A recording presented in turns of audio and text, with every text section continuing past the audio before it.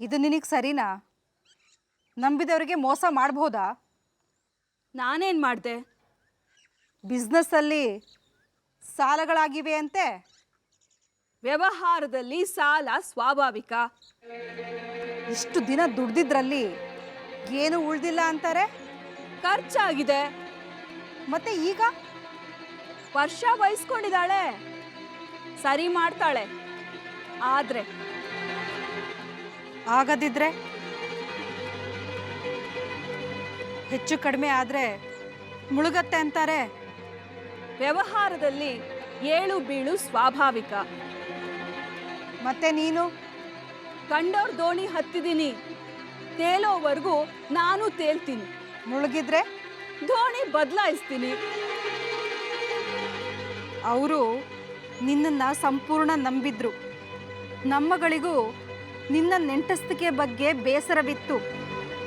ಆದರೆ ಕೆಟ್ಟ ಹೆಂಗಸು ಅಂತ ಯಾವತ್ತೂ ಅನಿಸಿರ್ಲಿಲ್ಲ. ಸ್ವಂತ ಗಂಡನ್ನೇ ಬಿಟ್ಕೊಟ್ಟಿದ್ದೀನಿ. ಕೃತಜ್ಞತೆ ಬೇಡವಾ?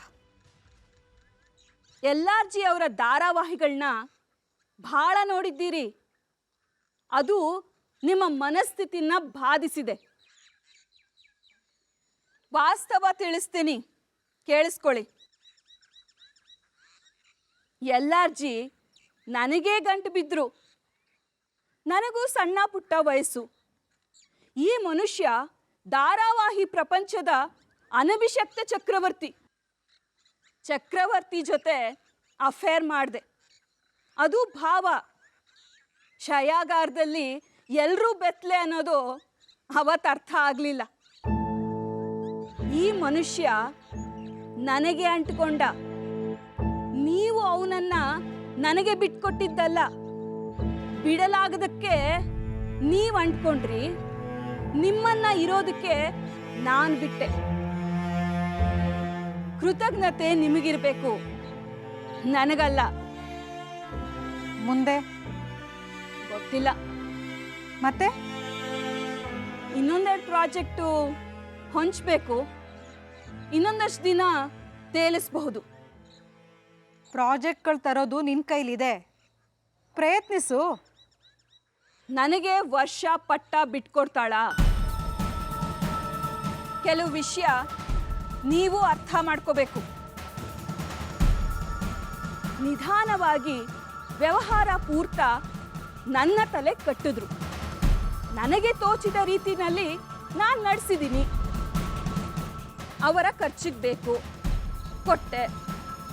ವಿವೇಕ ಪೋಲ್ ಮಾಡ್ತಿದ್ದ, ಅಲ್ಲೂ ಕೊಟ್ಟೆ. ನಿಮ್ದೇನು ಕಮ್ಮಿ ಖರ್ಚಿತ್ತ? ಅದಕ್ಕೂ ಕೊಟ್ಟಿದ್ದೀನಿ. ಆದಾಯ ಮೀರಿ ಖರ್ಚುಗಳನ್ನ ಮಾಡಿದ್ದೀರಿ, ಹಾಗಾಗಿ ಸಾಲಗಳಾಗಿವೆ. ಹೇಳಬೇಕಿತ್ತು ನೀನು. ಜವಾಬ್ದಾರಿ ಬೇಡವಾ? ಸಂಸಾರಕ್ಕೆ ಒಂದು ಸಮತೋಲನ ಬೇಕು, ವ್ಯವಹಾರಕ್ಕೆ ಇನ್ನೂ ಹೆಚ್ಚಿರಬೇಕು. ಸತ್ಯ. ಆದರೆ ನನ್ನದು ಸಂಸಾರ ಅಲ್ಲವಲ್ಲ. ಎಲ್ಲಾರ್ಜಿ ನಿಮಗೆ ಗಂಡ, ನನಗೆ ಮಿಟ್ಟ. ಪದ ನೀವು ಹೇಳಲಿಲ್ಲ, ನಾನೇ ಹೇಳ್ತೀನಿ. ಆದ್ರ ಅಲ್ವಾ ಇದು? ಸಂಸಾರಸ್ಥರು ಮನೆ ಮಾಡ್ಕೋತಾರೆ, ಸಮತೋಲನ ಬದುಕಿನಲ್ಲಿರುತ್ತೆ. ಹಾದರದವರದ್ದು ಅಡ್ಡ, ಅಲ್ಲಿ ಸಮತೋಲನ ಇರಲ್ಲ. ಹಗಲು ನಿದ್ದೆ, ರಾತ್ರಿ ಎಚ್ಚರ. ಮಿಂಚು ಹುಳುವಿನ ಆಯಸ್ಸು ಅದೊಂದೇ ರಾತ್ರಿ. ಮಿಂಚಿದಷ್ಟೇ ಬದುಕು, ಮಿಂಚಿ ಮರೆಯಾಗತ್ತೆ. ದೃಷ್ಟಿಕೋನಗಳು ಬೇರೆ, ಮಾಪನಗಳು ಬೇರೆ. ಚರ್ಚೆ ಬೇಡ. ನಮ್ಮದೇನೋ ಸಾಲ ಹೆಚ್ಚಿದೆ, ಅದು ಆಸ್ತಿನೂ ಮೀರಿದೆ ಅಂತಾರೆ. ನಿನ್ನ ವೈಯಕ್ತಿಕ ಪರಿಸ್ಥಿತಿ ಏನು? ನಿನ್ನ ಹೆಸರಲ್ಲಿ ಆಸ್ತಿ ಆಗಿದೆಯಾ? ನಿನ್ನ ಭವಿಷ್ಯದ ಚಿಂತೆ ಮಾಡಿದೀಯಾ? ನೀವು ಅಮರರು, ಬದುಕಿದ್ದೀರಿ. ನಾನು ಸಾಯುವವಳು. ನೀವು ವಿವೇಚನೆ ಇಲ್ಲದೆ ಎರ್ಚಿದ್ರಲ್ಲಿ ಅಷ್ಟೋ ಇಷ್ಟೋ ಆಯ್ಕೊಂಡಿದ್ದೀನಿ. ಇದೇ ಗಂಟು. ದೊಡ್ಡದಲ್ಲದಿದ್ರೂ ಸಣ್ಣದೇನಲ್ಲ. ಎಷ್ಟು? ಮಾವ ಸೊಸೆ ಆಡಿಟರ್ ಹತ್ರ ಹೋಗಿದ್ದಾರೆ. ಬಂದ ನಂತರ ಗೊತ್ತಾಗತ್ತೆ. ಮನೆ ಮಂದಿಯೆಲ್ಲ ಕೂತು ಲೆಕ್ಕ ಹಾಕಿ ನಿರ್ಧರಿಸಿ. ಮುಳುಗ್ತಿರೋ ದೋಣಿ ಉಸಿರು ಕಟ್ಟಿ ಹುಟ್ಟು ಹಾಕ್ತೀನಿ ಅಂತ ವರ್ಷ ಅಂದ್ರೆ ನನ್ನದೇನೂ ಅಭ್ಯಂತರ ಇಲ್ಲ. I do not regret this. ಬದುಕು ಪೂರ್ತ ಎಲ್ಲಾರ್ಜಿಗೆ ಧಾರೆ ಎರೆದಿದ್ದೀನಿ. ಬದಲಿಗೆ ನನಗೆ ತೋಚಿದ ಪರಿಹಾರ, ಕಾಂಪನ್ಸೇಷನ್ ತಗೊಂಡಿದ್ದೀನಿ. ವರ್ಷಾಳ್ಗೆ ಹೇಳಿ, ವಾರಸುದಾರರನ್ನ ಹುಟ್ಟು ಹಾಕೋದಕ್ಕೆ ಹೊರಟಿದ್ದಾಳೆ. ಅದು ಖರ್ಚು ಮಾಡಿ ಆಗತ್ತೆ 25 ಲಕ್ಷ. ಅದಕ್ಕೂ ಸಾಲ ಎತ್ತಬೇಕು. ಆಸ್ತಿಗೆ ವಾರಸುದಾರರು ಬೇಕು, ಸಾಲಕ್ಕಲ್ಲ. ಮುದಿಗೊಡ್ಡುಗಳಿಗೆ ಗಂಜಿಗೆ ಗ್ಯಾರಂಟಿ ಇಲ್ಲ. ಮಗುವಿಗೆ ಹಾಲಲ್ಲಿ ಹುಟ್ಟತ್ತೆ, ಬೆರಳು ಚೀಪ್ಬೇಕು ಅಷ್ಟೆ. ಬಿಡಿಸಿ ಹೇಳಿ ಅವಳಿಗೆ, ನನ್ನದು ಬೆರಳು ಚೀಪೋ ವಯಸ್ಸಲ್ಲ.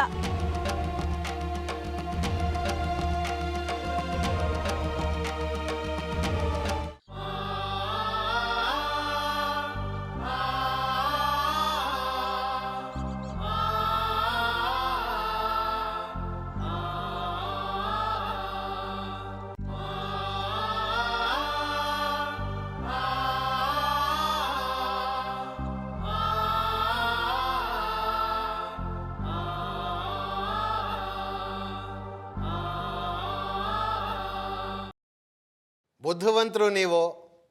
ನಿಮಗೆ ಸಲಹೆ ಕೊಡುವಷ್ಟು ನಾನು ಮಾಗಿಲ್ಲ. ಪೀಠಿಕೆ ಬೇಡ, ವಿಷಯಕ್ಕೆ ಬಾ. ಅನಸೂಯನ ಭೇಟಿಯಾಗಿದ್ದೆ.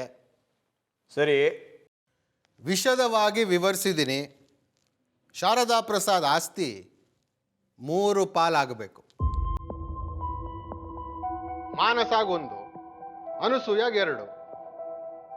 ಅನಸೂಯ ಮದುವೆ ಆಗಿಲ್ಲ, ಅವಳಿಗೆಲ್ಲ ಬರುತ್ತೆ ಪಾಲು?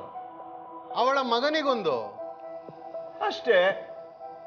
ಒಳಗೊಂದಿದೆಯಲ್ಲ ಅದಕ್ಕೆ. ಬುದ್ಧಿವಂತ ಕಣಯ್ಯ ನೀನು.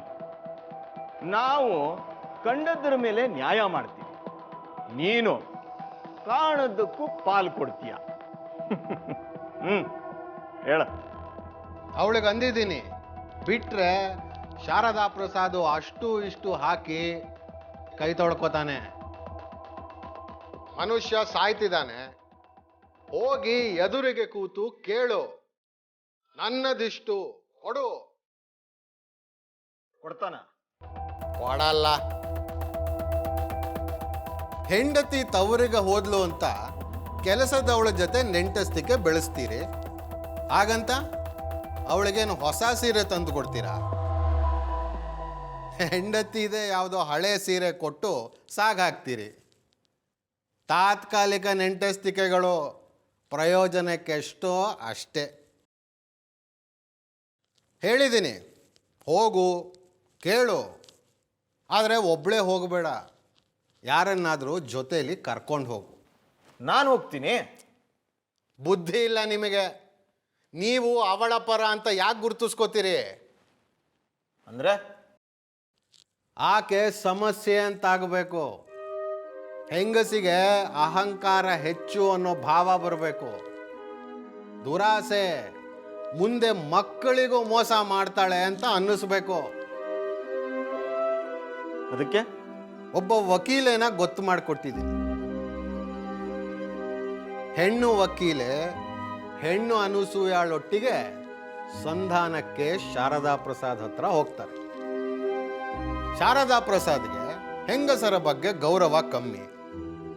ಇಬ್ಬರು ಹೆಂಗಸರು ಆಸ್ತಿ ಹಕ್ಕು ಅಂತ ಬರ್ತಿದ್ದ ಹಾಗೆ ಅಂಗಾರವಾಗ್ತಾರೆ. ವಕೀಲರನ್ನ ಯಾರಾದರೂ ಇಷ್ಟಪಟ್ಟಿದ್ಯಾ? ಸಾಮಾನ್ಯವಾಗಿ ವಕೀಲರು ಸಂಧಾನದಲ್ಲಿ ಏನಾದರೂ ಮುಗಿಸಿದ್ದಿದೆಯಾ? ಒಳ್ಳೆ ವಕೀಲನ ಹುಡುಕಿದ್ದೀನಿ. ಆಕೆ ಕಾಲೇಜಲ್ಲಿ ಯೂನಿಯನ್ ಲೀಡರ್ ಆಗಿದ್ಲಂತೆ. ಸ್ತ್ರೀತ್ವದ ಸಂಘಟನೆಗಳೊಟ್ಟಿಗೆ ಗುರುತಿಸ್ಕೊಂಡಿದ್ದಾಳೆ. ಗಂಡಸರನ್ನ ಸಾರಾಸಗಟಾಗಿ ದ್ವೇಷಿಸ್ತಾಳೆ. ಆಕೆ ಅನಸೂಯ ಜೊತೆಗೆ ಹೋಗಿ ಶಾರದಾ ಪ್ರಸಾದ್ ಜೊತೆಗೆ ನೇರ ಜಗಳಕ್ಕಿಳಿತಾಳೆ. ಶಾರದಾ ಪ್ರಸಾದ್ಗೆ ಕೋಪ ಉಕ್ಕುತ್ತೆ, ದ್ವೇಷ ಕೆರಳತ್ತೆ. ಹಾಗಂತೀಯ? ಸಾಯ್ತಾ ಇರೋ ಮನುಷ್ಯ, ಅವನಲ್ಲಿ ಮನುಷ್ಯತ್ವ ಇರುತ್ತಾ? ಹಾಳು ಮಾಡ್ತೀನಿ ಹೆಂಗಸನ್ನ, ನಾನು ಸತ್ರು ಸರಿನೇ, ಅವಳನ್ನು ಬದುಕಕ್ಕೆ ಬಿಡಲ್ಲ ಅಂತ ನಿರ್ಧರಿಸ್ತಾನೆ. ಸರಿ, ಆಗ ನಾನು ನೀವು ಪ್ರತ್ಯಕ್ಷ ಆಗೋಣ. ಉಸ್ತುವಾರಿ ಹೇಳಿದ್ದೀನಿ, ಅವರು ಸ್ವಲ್ಪ ಕುದುರಿಸಿರ್ತಾರೆ. ನೀವು ವಿಲ್ಲಲ್ಲಿ ಎಕ್ಸಿಕ್ಯೂಟರ್ ಆಗಿ, ಅನಸೂಯ ಮಕ್ಕಳು ಮೈನರ್ಸು. ಆಕೆ ಮೇಲೆ ಶಾರದಾ ಪ್ರಸಾದ್ಗೆ ನಂಬಿಕೆ ಇಲ್ಲ. ಹಾಗಾಗಿ ಆ ಮಕ್ಕಳು ಮೆಜಾರಿಟಿಗೆ ಬರೋವರೆಗೂ ನೀವು ಎಸ್ಟೇಟ್ನ ಮ್ಯಾನೇಜ್ ಮಾಡ್ತೀರಿ. ಮತ್ ನೀನು? ನಾನು ಯಾಕೆ ಅಂಕಲ್, ನೀವು ನಡೆಸಿ ರಾಜ್ಯಭಾರ. ಹೆಂಗಸು ಸಹವಾಸ ಕಷ್ಟ ಕಣಯ್ಯ. ನಾಳೆ ನನಗೆ ತಿದ್ದಿದ್ರೆ ಒಬ್ಬನೇ ಬೇಡ, ನೀನಿರಬೇಕು. ನೀನಿದ್ರೆ ನಾನು, ಇಲ್ಲ ಅಂದ್ರೆ ನಾನು ಇಲ್ಲ. ಇನ್ನು ನಂಬೋದು ಕಷ್ಟ.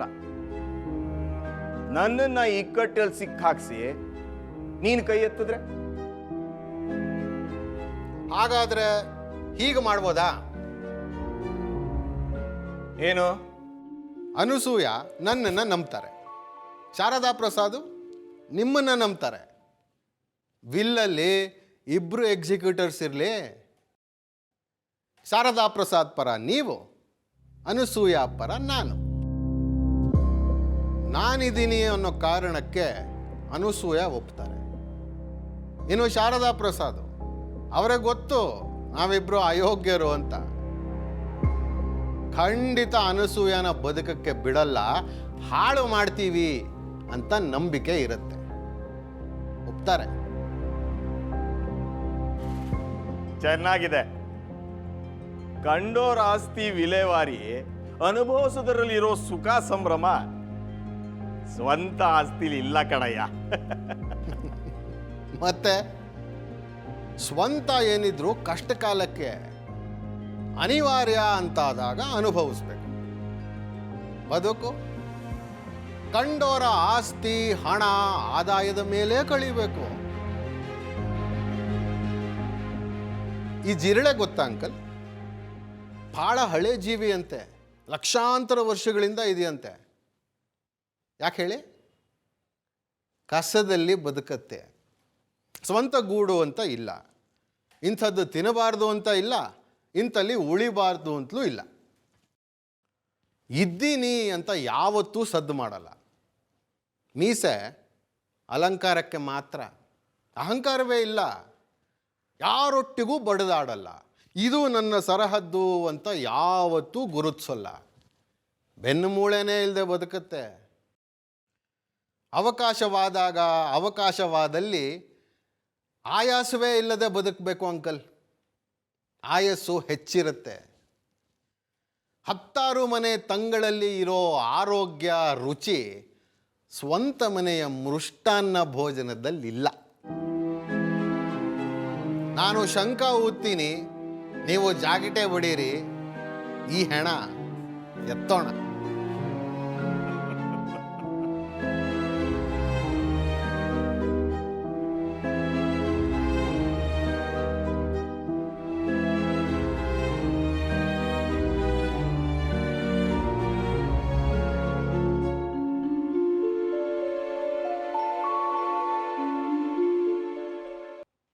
Are you sure? ಸುದ್ದಿ ಸತ್ಯನಾ? ಒಮ್ಮೆ ವಿಚಾರಿಸಿ ನೋಡೋದು ಒಳ್ಳೆಯದು ಮೇಡಮ್. ದೂರದ ಬೆಟ್ಟ ನುಣ್ಣಿಗೆ ಅಂತಾರೆ. ಚಿಟ್ ಫಂಡ್ನ ಮ್ಯಾನೇಜಿಂಗ್ ಪಾರ್ಟ್ನರ್ ನನಗೆ ಬಹಳ ಪರಿಚಯ. ಅನಸೂಯ ಜೊತೆ ಸಾಕಷ್ಟು ಬಾರಿ ಹೋಗಿದ್ದೀನಿ. ಅಲ್ಲಿ LRG ಸಂಸ್ಥೆದು ಚಿಟ್ಸ್ ಇದೆ. 50 ಲಕ್ಷದ್ದು ಕೂಗಿ ತಗೊಂಡಿದ್ದಾರಂತೆ. ಸಾಮಾನ್ಯವಾಗಿ ಪೋಸ್ಟ್ ಡೇಟೆಡ್ ಚೆಕ್ಸ್ ಕೊಡ್ತಾರೆ. 3 ತಿಂಗಳಿಂದ ಎನ್ಕ್ಯಾಶ್ ಆಗಿಲ್ವಂತೆ. ಬೌನ್ಸ್ ಆಗಿದೆ ಅಂತ ಅವನು ಅಂತಾನೆ. I don't think so. ಧಾರಾವಾಹಿ ಪ್ರಪಂಚದಲ್ಲಿ ಅವರು ಒಳ್ಳೆ ಹೆಸರು. 20 ವರ್ಷದಿಂದ ಸತತವಾಗಿ ನಡೆಸ್ತಿದ್ದಾರೆ. ಸಾಕಷ್ಟು ದುಡ್ದಿದ್ದಾರೆ. ಮನೆ ನಾನೇ ನೋಡಿದೀನ್ರಿ, ವಿಶಾಲವಾಗಿದೆ. ಇರೋ 4 ಜನಕ್ಕೆ 4 ಕಾರ್ ಇದೆ. ಎಲ್ಲರಿಗೂ ಚಟಗಳಿವೆ. ಆದರೆ ಹಣಕ್ಕೆ ಬರ ಅಂತ ಅನ್ಸಿಲ್ಲ. ಚೆಕ್ ನಾನು ನೋಡಿದ್ದೀನಿ ಮೇಡಮ್. LRG ಸಂಸ್ಥೆದೇ ಸೀಲಿದೆ, ಸಹಿ ಅವರದ್ದೇ. ಸಾಮಾನ್ಯವಾಗಿ ಈ ಚೆಕ್ ಬೌನ್ಸ್ ಕೇಸ್ಗಳಲ್ಲಿ ಪೊಲೀಸ್ ಕಂಪ್ಲೇಂಟ್ ಆಗುತ್ತೆ. ಆ ಸ್ಟೇಜಲ್ಲಿ ಸೆಟ್ಲ್ ಆಗದೇ ಇದ್ದರೆ ಕೋರ್ಟಿಗೆ ಹೋಗುತ್ತೆ. ಬೆಂಗಳೂರಲ್ಲಿ ಸರ್ವಿಸ್ ಮಾಡ್ತಿದ್ದಾಗ ನಾನು ಅದೇ ಜ್ಯೂರಿಸ್ಡಿಕ್ಷನ್ನಲ್ಲಿದ್ದೆ. ಸಾಕಷ್ಟು ಚಿಟ್ ನಡೆಸೋರು ನಮ್ಮನ್ನು ಸಂಪರ್ಕಿಸ್ತಿದ್ರು. ಕೋರ್ಟಿಗೆ ಹೋಗ್ಬೋದು, ಆದರೆ ಕೇಸು ಎಳೆದಾಡುತ್ತೆ. ಹಾಗಾಗಿ ಪೊಲೀಸ್ ಸ್ಟೇಷನ್ ಮೆಟ್ಲು ಹತ್ತುತ್ತಾರೆ. ಇಲ್ಲಿ ಸಂಧಾನದಲ್ಲಿ ಮುಗಿಯುತ್ತೆ, ನಮಗೂ ಒಂದಿಷ್ಟು ಹಣ ಆಗುತ್ತೆ. ಹಿಂದೆ ಈ ಥರದ್ದು ಸಾಕಷ್ಟು ಮಾಡಿದ್ದೀನಿ ಮೇಡಮ್. ಹಾಗಾಗಿ ಅವನು ನನ್ನನ್ನು ಕೇಳ್ದ. ನನಗೂ ಗೊತ್ತಿತ್ತಲ್ಲ ವರ್ಷ ಆ ಮನೆ ಸೊಸೆ ಅಂತ. ಹಾಗಾಗಿ 4-6 ದಿನ ಸುಮ್ಮನಿರೋದಕ್ಕೆ ಹೇಳಿದ್ದೀನಿ. ವಿಷಯ ನಿಮ್ಮ ಕಿವಿಗೆ ಹಾಕಿದ್ದೀನಿ, ನೋಡಿ. I don't know. ವೈಯಕ್ತಿಕ ವ್ಯವಹಾರದ ವಿಷಯ. ನಾನು ಎಷ್ಟರ ಮಟ್ಟಿಗೆ ತಲೆ ಹಾಕ್ಬೋದೋ ಗೊತ್ತಿಲ್ಲ. ಎನಿವೆ, ಅನಸೂಯ ಕಡೆದು ಏನು ಸುದ್ದಿ?